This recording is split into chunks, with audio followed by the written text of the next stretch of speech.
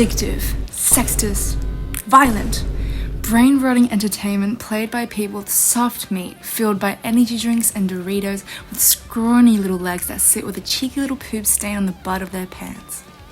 There are many misconceptions about video games, but just like any other form of media, there are opportunities to tell meaningful, inspiring stories that are boosted by the interactive gameplay. And today's exemplar of this is the prequel to a popular JRPG franchise, Yakuza 0.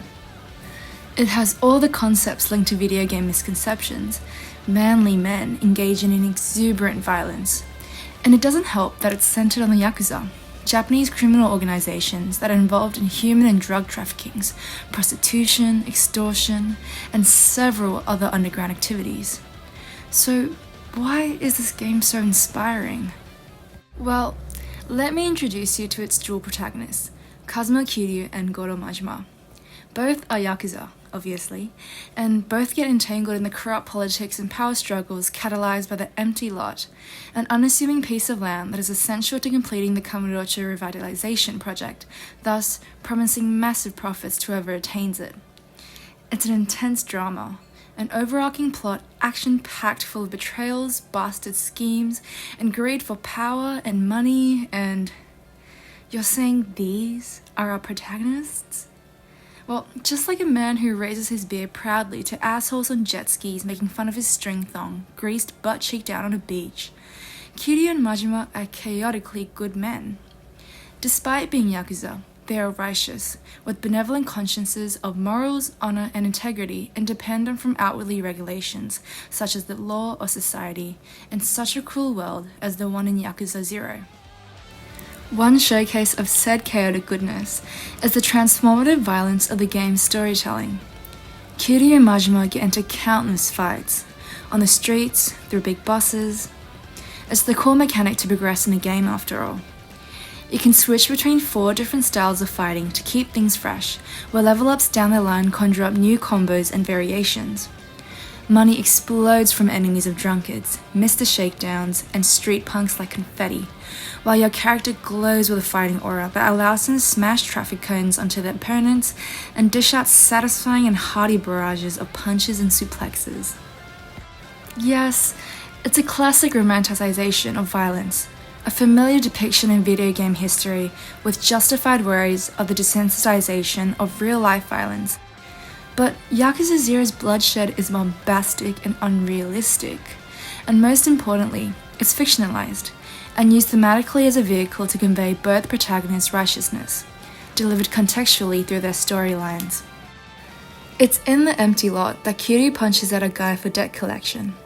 Later on, the man is found dead with a bullet hole to his head, and with himself framed, he fights his way through a slew of threats, bribes, and the brutality of the Dojima family to clear his captain's name and protect the ones he cares for.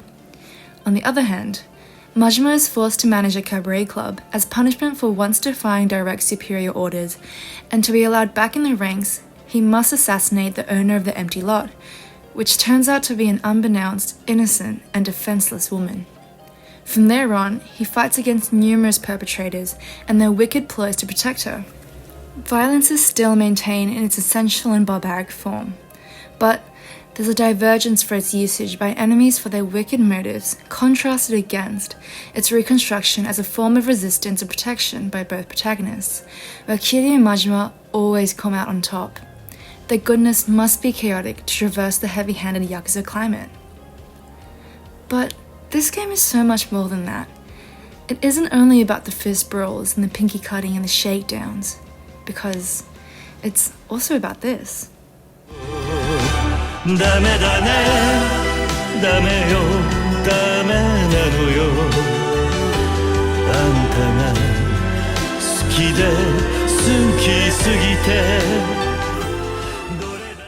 Maybe you've heard of this song.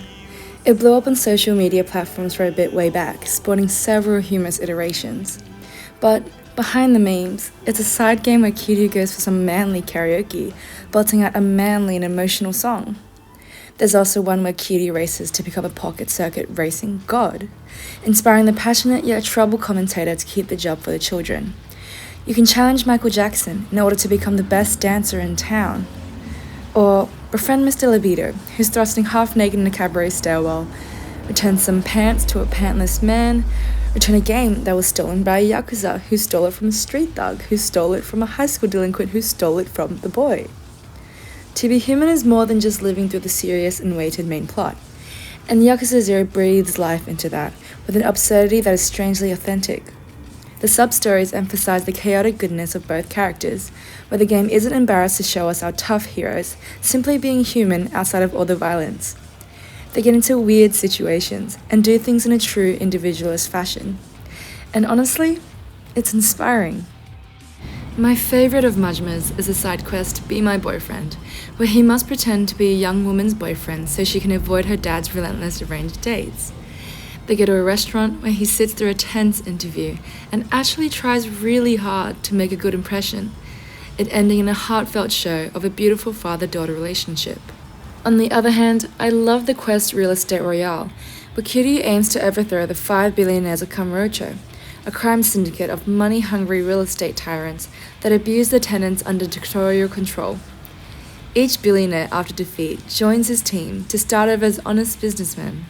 And the best part? You can have Nugget, a goddamn chicken, become a trusted manager at your firm after winning him from another sub-story. From bettering lives on a personal scale between a father and her daughter, to overthrowing the corrupt real estate climate of a whole district, the chaotic goodness of Kiryu and Majima are countlessly time and time again shown as nourishment. I mean, humor is the best medicine, right?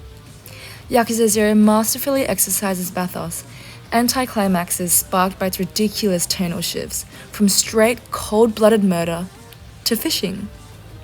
While defying classic video game misconceptions, the game is a strangely authentic parody of life, embellished with peculiar little anecdotes throughout overarching pressures of school, work, and other more serious aspects. And it's how we as players and the personas of Kiryu and Majima can go about these turmoils with strong individual morals and chaotic goodness, striving in our own hilarious ways to fulfill prosperity in ourselves and others. This is my love letter to the game, and in extension, it's a love letter to life and the absurdity of it all. And I'm sure if you've experienced Yakuza 0, you'd feel and strive for the same.